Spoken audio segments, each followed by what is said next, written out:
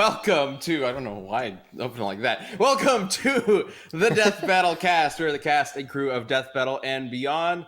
I'm Ben, voice of Wiz. I'm most of the time director of the show, but not anymore because we got Josh over here. Hey. Hello. Writer and director on Death Battle now. Writer and It's very director. fun, very exciting. Editor, does all sorts of cool stuff for Death Battle. Like, you're just like a Swiss Army knife for Death Battle at this point. And of course, we got Chad down there. I voice Boomstick and still haven't cut my hair. Yep. Amazing. And surprise, we got somebody special on the show today. It's Joey. Hi, how's it going? I am an animator on a bunch of things. Most relevant to this, I worked on the RVB Death Battle. Woo. So that is probably why I'm here. They won't tell me. Yeah. Joey is the easiest person to find in the animation department. It's my favorite because he has that hat that he wears like every single day. And I got such a nostalgia trip for like the normal times when I popped into this call and saw you there. And I love that you committed and put the hat over your headphones. So I mean, bravo. how else are you supposed to recognize me? But I made the conscious decision, do I wear the hat? And I picked the only answer. Yeah. That is true. If you had gotten onto this call without the hat, I would have been like, who is this? No. Where's Joe? It's like, you know, everybody gives a lot of shit to Clark Kent's disguise being putting on glasses, but I legit probably would not recognize Joe if he took the hat off. So, like, you've given me hope. One might say mild-mannered. Mild-mannered Clark Kent. I love it. But yes, we will be talking about the most recent Death Battle that just aired, Red versus Blue, which also just so happens to coincide with the new Red versus Blue season, RVB 0, which is awesome. Lots of cool stuff is happening actually right now with Rooster Teeth. If you haven't seen, Ruby's also out. Like, what's going on? Like, everything's dropping all at once. When it rains, time to be pours. a first member. Now's the time. If you're not a first member, Start a trial. Maybe consider. Yeah, give that a look.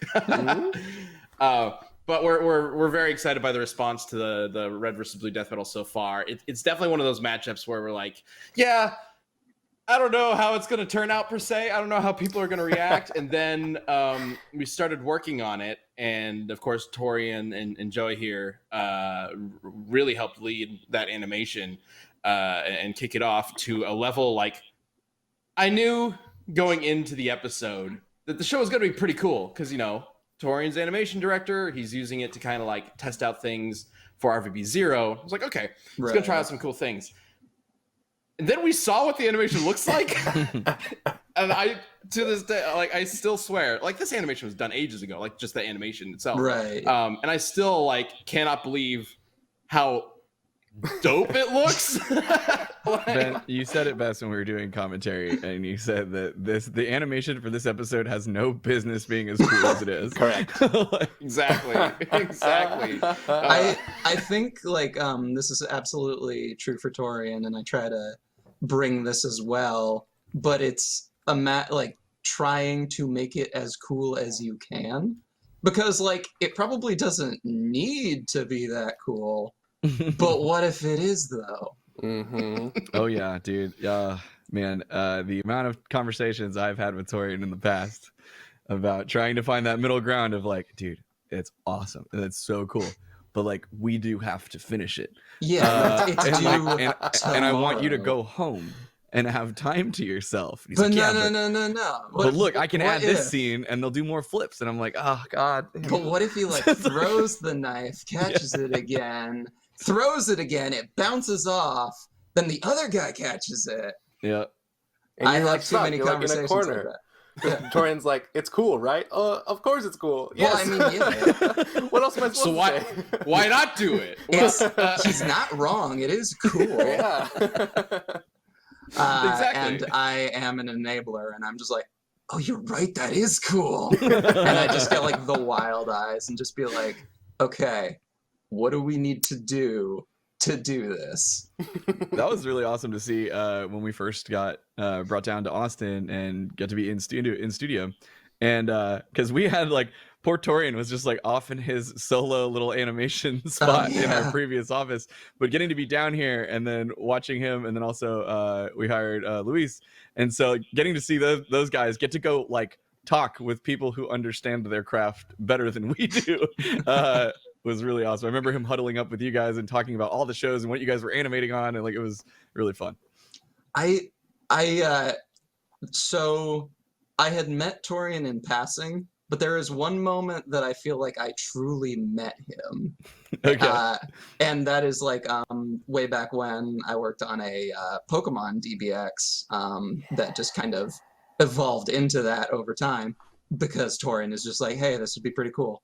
But basically the purpose of that was try to test and learn and figure out all sorts of stuff that I didn't have time to like during a show, so I could just figure stuff out.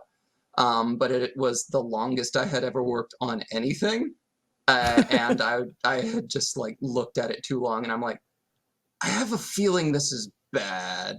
How do I not make this bad? And so I'm like, I'll send an export to Torian and see if like my deepest fears are realized. Is this bad? I can take it. I just want to figure out how to make it good. And so I send it to him on Slack.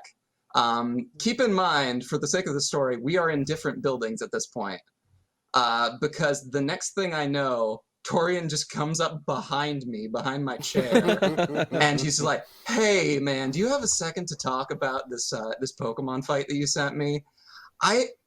It's really cool, and I want to talk to you. So I feel like that is like the first time I met him, even though I had seen him before. You summoned him to you. Yeah, I was It's just that like, passion, hey. right? Yeah. But yeah, I was actually going to mention like we should talk about what else you do for Rooster Teeth and beyond, and yeah, the Pokemon DBX. Remember that Lucario versus Blaziken? I do. That's this guy. So Hey, Torian's in the cool. chat, by the way. What's that? Torian, we miss you. We need you on the show sometime soon. Stop working so hard. Yeah. They Yeah, couldn't stop get making you, so they got RB0 look so me. cool. Come on. Yeah.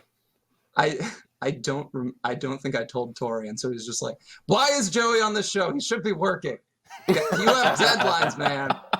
Oh yeah, you're getting Slack messages right now. Oh, Totally. Well, what have you done? How with RT, and how long have you been around here?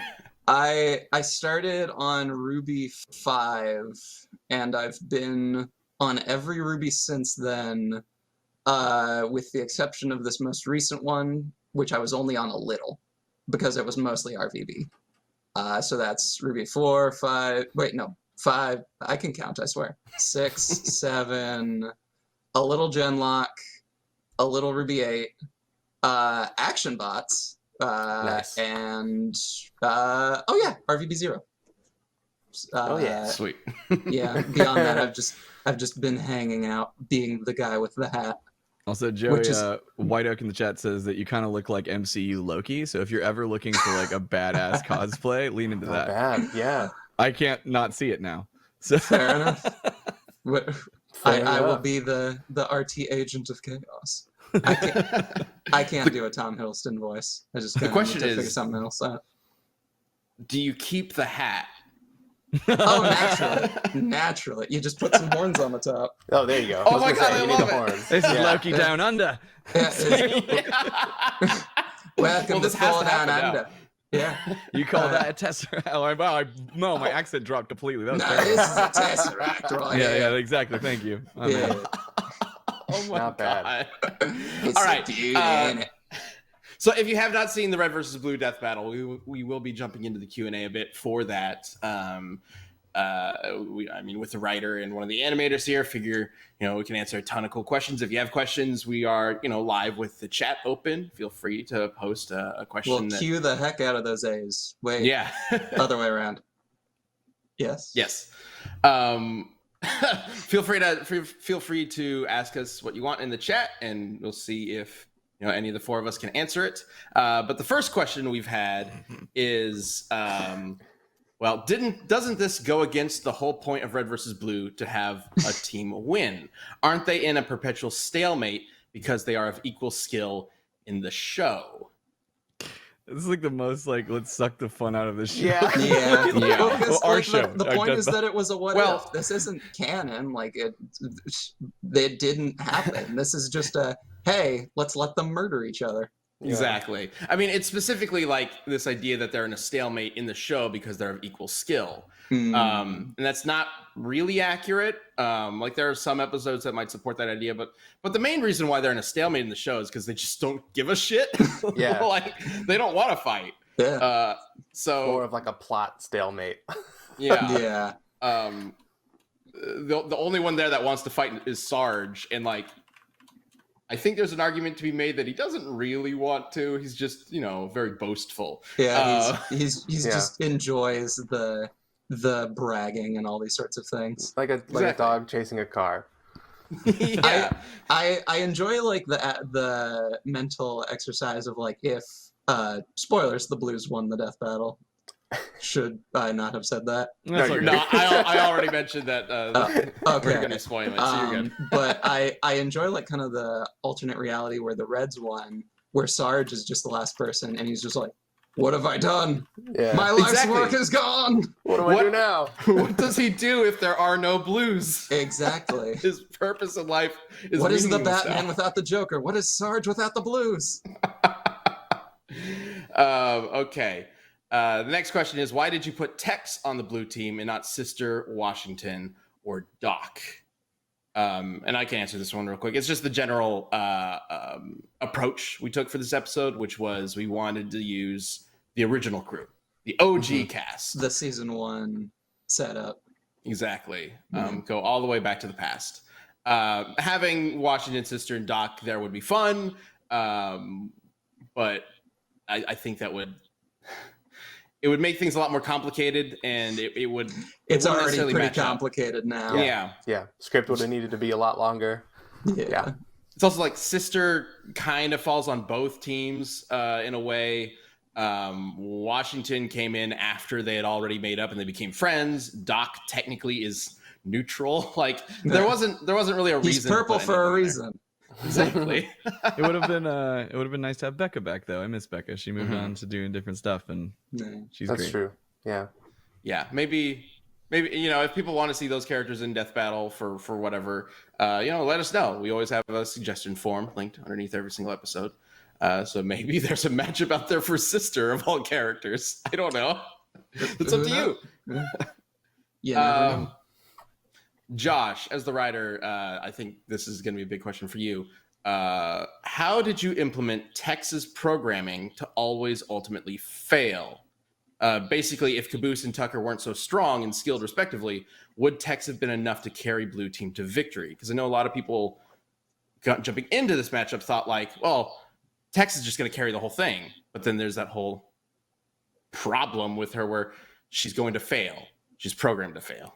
So how did you Right. kind of logically Yeah, I mean, it's apply that? interesting. Like what ended up happening is that we just had a lot of conversations, a lot of back and forths about what exactly does this mean for Tex and how does it apply to our death battle. And I think like even if so Blue Team wins, right? But even if she would have been the last one standing, I think there would have been some sort of failure for her along the way. Like whether that's her failing to save another blue or maybe like her getting particularly injured. I think it just means that like she can never have like a full-fledged victory. Clean I'm out on top. victory. A clean Yeah. victory. Yeah, there's always going to be some kind of tinge to it. That's She really kills kind of interesting everyone, and then a character-driven. plane lands on her. Exactly, something like that. Something ironic to bring us back to the idea that that's who she is. That's how she's programmed to be. So it was like just trying to figure out a nuanced way to implement that into this particular fight. Yeah. I think the simplest way to think of it is Tex can still win stuff. It's just Yeah. the ultimate goal is out of her hands. So I don't believe Tex could have carried the team. Like maybe she could have killed all of the Reds except for one, but something would have happened with that last Red that would have finished her off and ruined the whole thing. Maybe if her Or- end goal wasn't to kill the Reds, then she could like plow through the Reds on her way there, Exactly. and then just not get the end goal. And even though the concept of Tex being a machine programmed to fail wasn't really a thing in like season one, you actually see this happen in season one. when Tex does take on the Reds by herself, and she does a really good job up until the last little bit when she the gets grenade. cornered. No, even before that, when she gets captured, before everybody even realizes he's a she. Like that happened, and then yes, the grenade as well. Every time she seems just like always she's something almost there. Even before the idea of her being an AI was even like thrown about back then, you know, Bernie and Matt and all of them were like, they're ghosts, whatever, who cares? Yeah. Like that was it's still supported by it. I'm always like in awe of how they were able to bring all these jokes from 5+ seasons of Red vs. Blue and somehow build lore out of it all. It's really cool. So there is one tough question that I know a lot of people are curious about, and so I want to cover that one real quick. Why did Caboose's voice sound different? So there's a lot of theories, speculation, and whatnot going on. It's really not that complicated. So the story is, the reason why is, even though Joel is no longer with the company full time, we did approach him about voicing in the Red vs. Blue death battle, but we ended up having to recast. And while I know it is a bit jarring, since it is such an iconic voice, the VA we got for this, Michael, ironically, he's also named Michael J. Caboose, did an excellent job filling a role that like we really needed, and we knew it would be extremely difficult. So I appreciate everybody understanding, because obviously, like we were all nervous about it as well. Like it's Caboose, but I really appreciate everything Michael did to help make it work as well as it did. I still think that the episode turned out fantastic, even with that. And of course, all the other characters are voiced by the original cast, which is so cool. It's always fun to be able to celebrate like the characters in a death battle throughout their whole history, and having the actors there for Red vs. Blue from Red vs. Blue itself is a huge factor of it. But thank you to Michael if you're watching this. I don't know if you are, but I think you did a fantastic job. Yeah, really. Yeah. Thanks, Michael. So next question, why didn't you mention, and I saw somebody in the chat actually talking about this, why didn't you mention how smart Griff actually is, or how Lopez hates the Reds? We didn't cover everything. Obviously, we can never cover everything in the show. In Death Battle Rundown. Right. That you saw, in the episode that you saw, sorry. Yeah. But I really wanted to represent individual character like quirks in the fight. I thought it was very important to do that. And so there are little moments in the fight where I feel like those little special qualities of each character really come through. Griff being a little kind of, Griff comes across as, you know, the selfish, lazy one, but in reality, he's got a selfless side, and also he's kind of smart, maybe the smartest member of the group. And so there's a moment, and this actually ties in with Lopez as well, because Lopez hates the Reds. There's a moment in the fight where Lopez is aiming for Tex and then shifts over to Sarge. It's like, wait a minute. And then Griff comes in and smacks Lopez as he runs in to try to interfere with the fight. And that is us recognizing both of those characters, like other like quirks and whatnot. Like, is Lopez really going to shoot Tex?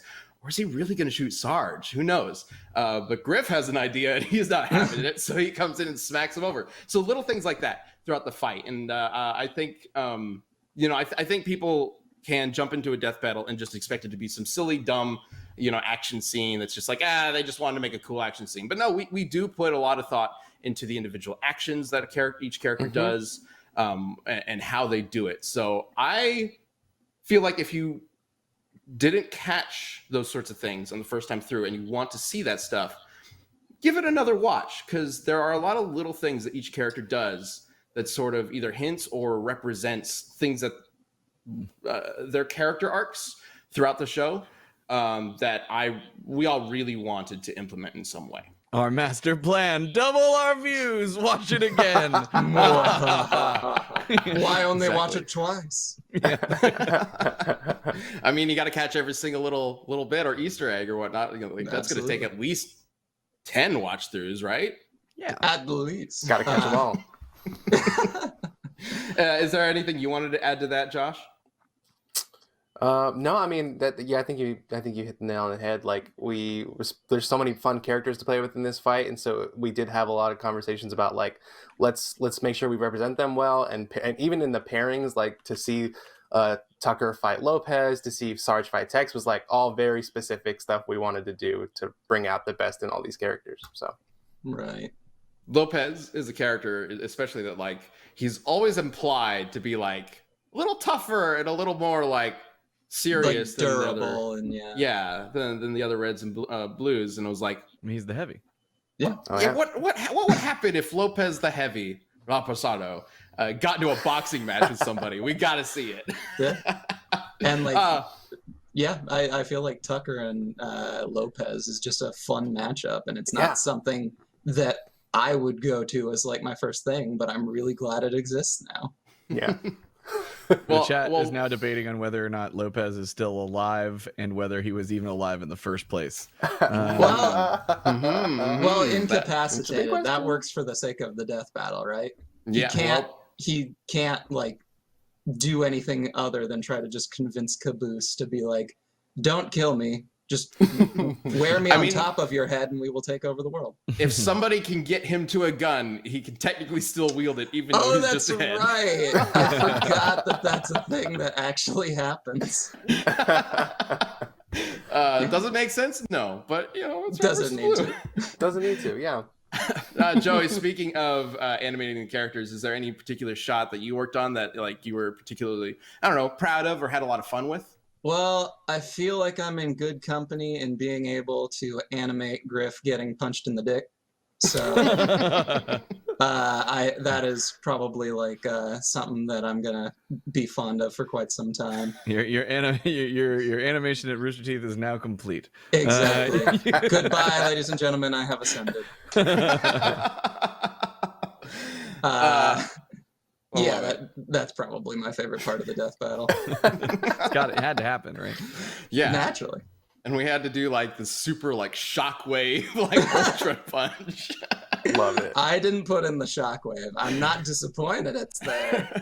But who animated Tucker's Game of Thrones? That was Peter Dang. Peter Dang. Yeah, he's another really, really good animator. And he really brought it on that part. He also had the ending part with Griff and Tex, and just kind of something that he was very much aware of is that the last thing going through Griff's mind before he dies is that he just got kicked in the dick. So that's how he died. As he lived. As he lived. Yeah. Funny story. Speaking of sister, when animation, when the modeling and the animation was first starting, Tex was actually completely colored yellow because she's a solid black, and so she would, if you're just animating, you might be animating black on black then. So in order to, get the full animation in the full body, it would be colored a brighter color so that animators could tell what was what and where things are moving. And in Red versus Blue, different colors happen to mean different characters. Yeah, so there were a couple occasions where one of those shots would move on to an animator or effects artist or whatnot, and they would be looking at it and go like, "Why is Sister? When did Sister learn Kung Fu?" There were a couple occasions like that where we were like, "Oh, shoot, she's not supposed to be yellow." The other case like that made me laugh is that for the longest time we had Griff's disembodied head instead of Lopez's.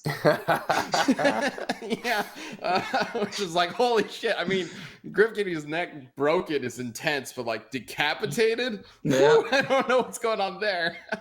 So yeah, having a bunch of the same characters but different colors, obviously. It can throw you off sometimes. It led to some shenanigans. Yeah, but it was fun. It's funny to see like reactions, especially among the different crew members with experiences with Red versus Blue, being like, "That doesn't seem right." But we all know what we're doing, I think, so it's all good. Fake it All till right. you make it. I'm not sure I know what I'm doing, but I've made it this far. The next question is, and this is an interesting question that I saw. Since Spartans perceive time a lot slower than normal people, wouldn't Simmons's 4-second changing feet actually be even faster? Which is funny to think about. Unfortunately, there's nothing to indicate that the Reds and Blues are Spartans. They're not super soldiers. Not even Tex. Like, there's nothing to indicate that Tex went through any sort of like superhuman augmentation like the Spartans do. Just that she's got a superhuman suit and an AI that makes her superhuman, basically. I'm just saying, Wiz and Boomstick do too. Technically, that's canon. They can do the quick Have the change suit feat. spent. Not that we went through super soldier training. I was trying to reference the previous Red versus Blue. You know what? Fuck it. Gotcha. Yeah, Wiz and Boomstick have the Spartan suits tucked away somewhere. Yeah. Next up, didn't the Blues just win by dumb luck with that grenade? That hardly seems fair. Would Caboose have actually been able to defeat Sarge in a one-on-one fight? What do you think, Josh? I think so. I mean, Caboose is insanely strong. I mean, it'd be fun to play out, but I think Caboose would have it. Yeah. I mean, the grenade. So sure, it is a cheap death or whatever, but like we also wanted the fight to feel like Red versus Blue. Mm-hmm. Like we didn't want it to turn into some like super serious bloodbath or something like that. No way. So we had to have some like silly way to end it. Why does it feel out of character for Caboose to just kill an opponent on purpose? Exactly. Yeah. Which is why we don't really have him go into his like super rage mode throughout the fight. It does exist. I'm sure some people are probably disappointed with that. But it also, like, I saw there were plenty of comments of people just being like a little disturbed about seeing Griff getting his neck snapped. I can't imagine by Tex, the most violent one of them all, basically. I can't imagine the reaction if we had Caboose go on just like murder Sarge. A murder spree. Yeah. Most people's two favorite characters, and they just murdered each other right in front of you. Enjoy. Isn't that like the mission statement of Death Battle? I mean, it is, but we're also trying to represent the characters very well. That's fair. We're not quite Robot Chicken here, doing like some crazy silly parody. But yes, if it was a one-on-one fight between Caboose and Sarge, I mean, yeah, he'd have to kill him. Yeah, that's what we do here. Yeah, and I mean that's what the conclusion statements at the end of the episode are for. Like, I think it might be easy to just look at the fight and just take that as fact as it stands. But like those last couple of minutes of the episode are super important as we explain how we came to our conclusion. That might not necessarily line up 1-to-1 with you see in the fight in terms of like Caboose's strength was a key factor, and we don't actually see it much in the fight. But like there are thousands of ways each of these fights can go. We can't show all of them. That's just impossible. So we choose to go with the way that is either the most fun, best representing of the characters, and also shows off enough of what we're going to talk about in the conclusion, mixed in with all those other factors. I think that covers everything. Yeah. That was all the questions? Or do we got more? There's one more. All right. This feels more like Red versus Blue than RVB Zero does. How come the writers of this aren't writing the new RVB season? Oh, that's the best comment. I didn't know about this one. This is amazing. Question. Who wants to tell him? Josh, dunk on him. Go. Oh god. It is us. We wrote both. We wrote both. We worked on both. Yeah. Maybe you should just give RVB Zero a little bit more of a chance, because RVB Zero is intended to be something new and different, and a new fresh look into the series. And like, I feel like everyone was very straightforward about that when we were talking about it. You know, it's not a secret. I was just like, this will be a little different. Like, and that's what it's supposed to do. That's why it's called Red versus Blue Zero. And yeah, and I hope you know that like the people working on Red versus Blue Zero are very, very passionate about Red versus Blue, and they did their history, and they know the characters, which you can tell by the writing in this death battle. So Yeah, this is like kind of proof. Like we could have done that. We could have done RBB the way you always knew it, but we wanted to do something different. It's very specifically. It's not like we were trying to do classic RBB and missed terribly. Yeah. It's very intentional. Yeah, I thought that was just really funny to me to see. that was great. I did not see Surprise. that comment, and that's the best one by far. All right, and just to wrap things up, the next episode of Death Battle is going to be Batgirl versus Spider-Gwen, which is the first episode completely directed by Joshua Kazemi over there. Hey, There he is. Yeah, I can't wait. I'm super excited for you guys to see what Josh has been doing with the Source Filmmaker team. Yeah. 2 3D fights back to back. I don't know if we've ever done that before. My actually. God. I I'm really really lucked looking out. forward I really to lucked it. out that those guys were my first episode. Like I can't believe it. It's so great. It's really cool. It's got some neat little things hidden in there too. So get ready for that. I think we'll have a sneak peek for that Oh. next week. Cool. All right. Well, that wraps up the Q&A. So we can jump into what's going on.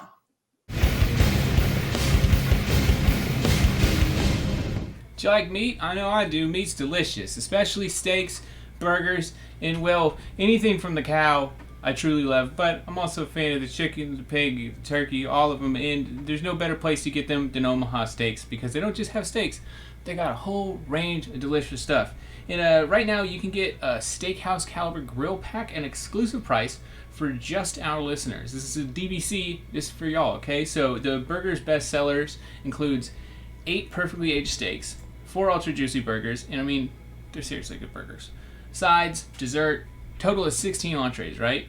And if you type in the promo code DBC in the search bar, you can unlock a limited time offer from Omaha Steaks that will add free shipping and 2 pounds of premium ground beef for free to your order.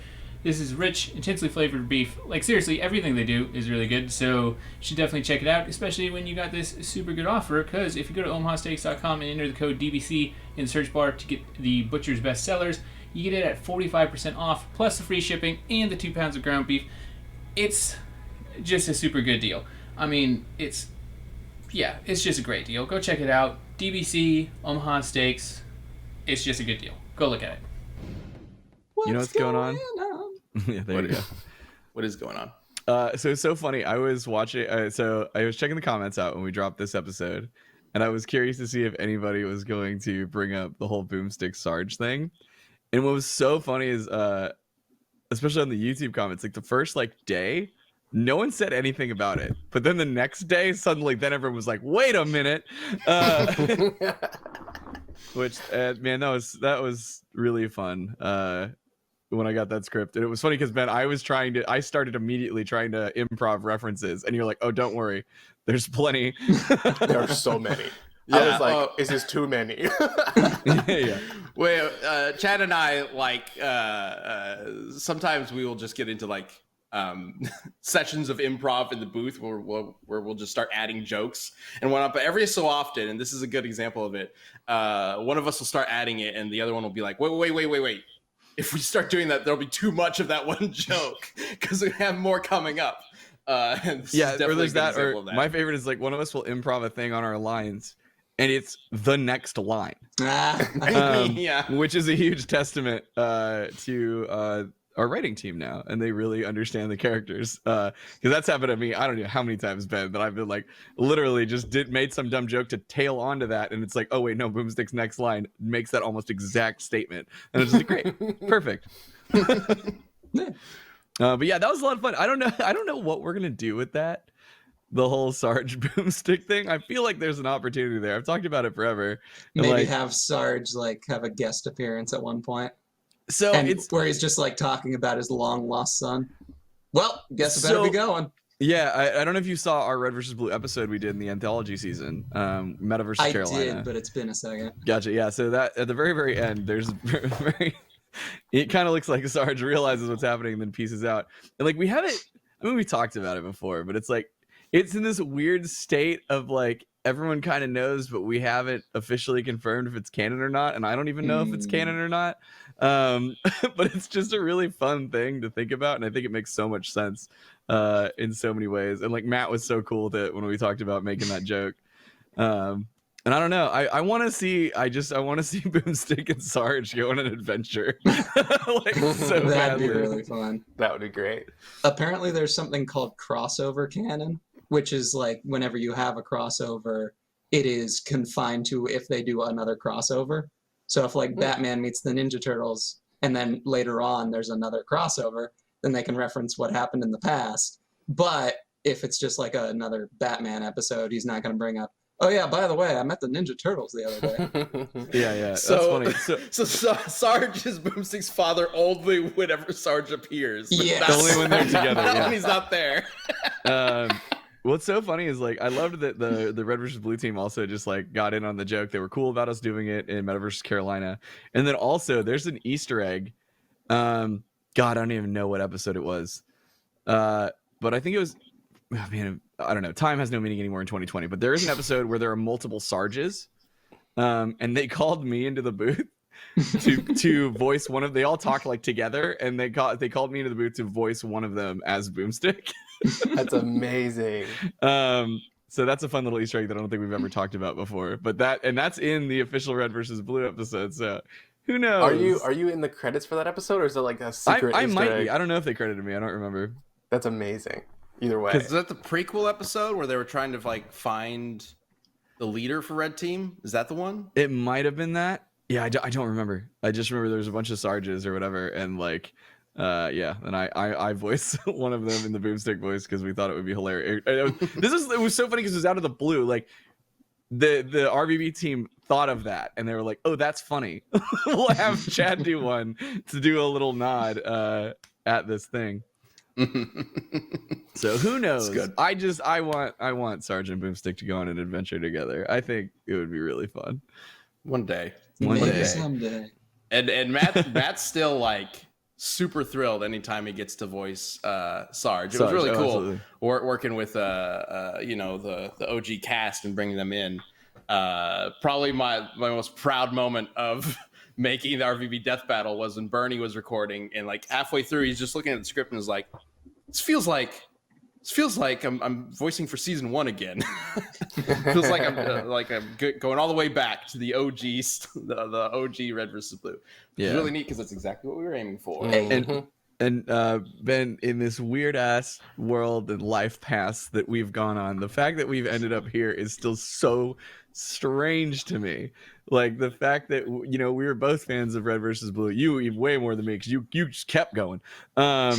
But like the fact that like I remember this like probably like one of the first internet series I watched was Red versus Blue. Sam, who works for us too now, like he showed me Red versus Blue, and we would just watch it and then play Halo. And the fact that then later on down the line, this is when I was like, I'm gonna be a pro skater or whatever, right? Like I didn't think I would do this, and then I ended up at Screw Attack. I ended up meeting Ben. He ended up creating this show. I ended up creating this character that was sort of inspired by Sarge with like Adam Baldwin and all this stuff. And then we ended up under Rooster Teeth, got to write an episode of Red versus Blue, and then now half of our a bunch of our team is making the new season of a Red versus Blue. And Ben, and you're directing the cast. It's just like, what is this world? Like this is What the is most happening? insane circle of life that we're now here. I've Go ahead. I've got a similar story just because kind of like in high school, but like I had like two things that I would like watch very consistently, and those two things were Rooster Teeth and Screw Attack. So this here right now is the craziest thing in the world. Yeah, to me. man. The way I got to Screw Attack originally, back in when I was 17, when they were first looking for interns, was a Halo machinima. I showed a Halo machinima that I made, and apparently it was impressive enough to get me that internship, paid internship, which I guess is technically an employee. I don't know. But yeah, so it all comes full circle. Some weird way. I don't know. Wild, man. It's crazy. Insert time is made of circles joke here. We have been very fortunate, and that's all thanks to you guys for watching. Seriously, especially if you guys are watching Death Battle Cast. extra love. As you guys are the foundation of this channel and community and everything that we've been doing. So thank you guys so much, because it's all because of you. If you didn't watch our stuff, we wouldn't be doing this. I see real quick. I see people in the chat talking about the music for the episode. Theirwolf Media, Aaron made the track, which is called "Blood Gulch Bedlam," and it is. I love it so much. It's just like kind of a hodgepodge, like homage to like every iconic theme from the series for 17 years, which is awesome. All the way from old school Tex theme from Trocadero to the like chorus themes. Like, it's really cool. If you have not seen it, it is out for download on Apple Music and Amazon and a bunch of places. Just check it out. Blood Gulch Bedlam. It's really fun. All of our music is out for download. I don't know if we've mentioned that recently. We should probably keep. We have not. Talk about that a little bit. I legitimately, after our last sudden death, when we had Brandon on and we were talking about the music, I straight up, like, I was like, all right, show's over now and back to like normal work, and I just put on like a whole bunch of death battle tracks. Like, I was just jamming out. And man, dude, some of those have like over a million views, dude. It's crazy. That's awesome. I still bring up the All Might Might Guy one occasionally when I'm working out. Just there's a lot of really good death battle music. Oh yeah, for sure, man. It's been crazy. And then also it not only helps support the show if you guys do purchase some, but it also helps support the creators. So Mighty in particular, I think, just reached over 1 million views on YouTube. We got man. I can't talk about it. Obviously, I can't talk about our season finale. But guys, the music for it is. I love it so much. I can't wait to share it with you guys. It's a good one. It's a really good one. We're getting close. Okay. Oh, yeah. That's actually something I should probably talk about, because there is a little bit of confusion, I know, for some people because of the delay that we had to do with matching with the Red versus Blue and RVB Zero release date. So we still have 10 episodes, 20 episodes overall this year, which means there are 3 episodes left. There's the Batgirl versus Spider-Gwen one that Josh is directing. There's one after that, which Josh is also directing. And then there is the season finale. And that does mean that the season finale is like, airing on December 27th, I think? Merry Christmas. Merry Christmas. It's like very late in the year, which, surprise Christmas episget, I guess. Yeah. But yeah, there are 3 episodes. Santa versus Rudolph. Go. Oh, don't get me started. Don't get me started on the Santa matchup. Well, that seems like a great way to transition to the community death battle. Santa versus Jesus. Not that one. In true fashion, 2020, it's going to look a little bit different than some of the years before it, but that's okay. We partnered with HBO Max to help keep that spirit of togetherness and warm, fuzzy Christmas holiday feelings alive with a library of feel-good films, all fit for the holiday season. So, if you're staying put with your quarantine crew for the holidays, HBO Max has the bingeable series for you. At home with your overbearing family, HBO Max has a movie to get you lost in.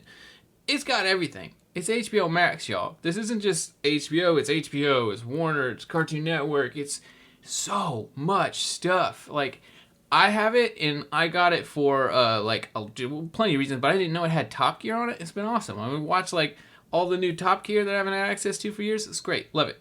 HBO Max also has many classic holiday films now streaming, like Holiday Affair, A Christmas Carol, and yeah, I mean, I know personally, Christmas Carol always been one of those ones that my mom like insists we watch in the holidays, and you know, now it's nice to just pop it on HBO rather than using that DVD she bought 13 years ago. So let's get cozy at home this holiday season by heading to hbomax.com now. All right, so hbomax.com now. Go do it. Thank you. Bye. No, this week's community death battle is... What the hell was it? Street Sharks versus Extreme Dinosaurs. What? I know about one of those. What is Courtesy of Noel. Extreme Dinosaurs? In Did the- Noel suggest this? Yes. In the snowball effect of how popular TMNT was, then every animation studio in the world was like, and now we must take an animal and make it cool and fight crime. I remember that. I just don't remember like all of the different super groups that happened about it. Yeah, so There's so many. extreme dinosaurs are these like anthropomorphic dinosaurs. They're like, but they had some like future technology. So like they were like straight up, they're like shooting guns and stuff, man. Like it was an interesting time. You I don't know say. nearly enough about extreme dinosaurs, and street sharks are other street sharks. Yeah. But I know last week you were talking about like finding out how to calculate like the swimming through concrete. Yeah. Yeah, that's gonna be. I mean, that's insane. If you think about that, that's an insane feat. Just diving down through the ground whenever you want, and then tunneling through however many pounds of cement that is. That is ludicrous. Yeah, seriously. I'm looking up like images of them and like yeah, no, they are very much of the era. I kind of love it. Oh yeah. Oh yeah. Yeah, I mean, like growing up, I was a big dinosaur kid, right? Yeah. But like, I wasn't a big. I looked at Extreme Dinosaurs once, and I was like, I watched it. I totally watched it. wasn't really for me. Joey, guess their catchphrase. It's dino time. No, that would have actually, they had a couple, so that It's not might have bad. been in there. But let's fossilize them. Oh! Is what they say to when they're gonna go fight some bad guys. Oh man. Let's fossilize them, guys. So taking me back. The theme song too, man. Extreme dinosaurs. Like it's just like so fucking like 90s. Gotta say the name Especially over and over again. Ultimate 90s Yeah. show. Absolutely. It's Cartoon weird shows because don't do like theme songs as well anymore. I'm just saying. Ninja Turtles was an 80s show, and yet all the copycats came in the 90s, so they had to have that like 90s. I guess wonder, Ninja Turtles Extreme turned into a 90s show and I basically think helped like define the 90s. Ninja Turtles like picked up steam as time went on. So Yeah. like people waited for it to be like an overwhelming success before they started copying it. Because when it was just like this weird thing that just hadn't caught on yet, people weren't they weren't ripping it off yet. Mm-hmm. Whoa, And it then was 97. What was 97? Extreme Dinosaurs. It was based on a toy line that went out in 1996. Wow. Makes sense. Turn around. Yeah, all like right I then. guess they, the toys were selling well, so someone was like, make a cartoon out of it, and we'll sell Well, more. The 90s is crazy when it comes to that, because like look at something like Mortal Kombat. You don't see it these days, but back in the 90s, they would make a franchise and they would do everything with it as fast as possible. Cartoon, movies, comic books, video games. Oh, like yeah. in the first 3 years, at minimum, all these things would show up. That doesn't happen anymore. 'Cause Yeah. It's very expensive, but like Yeah. that's probably why they put out the toys one year, they put out the show the next year, and they were like, okay, if this does well, we got a movie in the following year. Yeah, pretty Kind much. of crazy. Real quick, I know we need to get to this community death battle, but I want to just read you these names because it's taking me back. So the How are extreme the names of the dinosaurs characters? are T-Bone, Stags, Obviously. Spike, Bullseye, Hard Rock. But the best one, the Raptors, and this, we're not going to beat the first one, okay? Bad Rap, Hats, Spitter, and then there's the Cyber Raptors. This Yeah. feels very 90s. Like it's very like hard monosyllabic, like Spike, Rex. Oh yeah. No Bad wonder they Rap. never got a movie. All right. Well, as always with Community Death Battle, we leave it up to you guys to let us know who you think should win and why. So let's go ahead and bring up the answer for, I guess, Street Sharks first. Whichever one. pops up. No. Okay. This one's Rob Cunningham. The Street Sharks win for two very simple reasons. First, they can burrow under the ground, which gives them an extra dimension of mobility, and the ability to attack from an ambush over and over again. Second, dinosaurs went extinct or evolved into birds. Sharks survive. That's true. Sharks have been around forever. That's a pretty solid argument right there. Yeah. That's like which would win in a fight with time. We want them to fight each other. Dinosaurs are already dead, so sharks win. You know, Your logic is sound. so many, plenty of our fights in Death Battle do have like gargantuan feats of like this character survived a meteor or whatever. It's like, well, technically, between sharks and dinosaurs, one of them did survive a meteor, the other did not. Yeah, but some of them were in the fucking ocean. All right, that's not fair. Well, I guess there were dinosaurs in the ocean too. Well, the How'd street that sharks are on land, so How did that work? The sharks survived by becoming smaller. That's it. All right, let's go ahead and bring up the answer for extreme dinosaurs. This one comes from Jason Sith. Extreme dinosaurs can fly with standard equipment. Bullseye can fly by himself. Screech breaks reinforced glass. A saurian stomp can create earthquakes. See, I told you about that. Or even create and erupt volcanoes. And a serious fight causes the KT event that caused the extinction. Oh. One of question mark? oh. I told Okay. you. I knew that story. That saurian stomp was going to be a thing. Did extreme dinosaurs kill the dinosaurs? Maybe. That's what it sounds like. I don't know. I don't know enough about the extreme dinosaurs, but that's what it sounds like. That is So, what it sounded like. assuming that is correct, and also they have the saurian stomp that can create earthquakes and erupt volcanoes. Sounds like the street sharks concrete. What is it called? Does it Concrete have a surfing, name? concrete swimming. The Isn't ability gonna be a swim through factor. concrete. Yeah, because they can just erupt a volcano. I mean, beneath the yeah, streets. probably not. I mean, but that's some crazy durability. I'm just saying.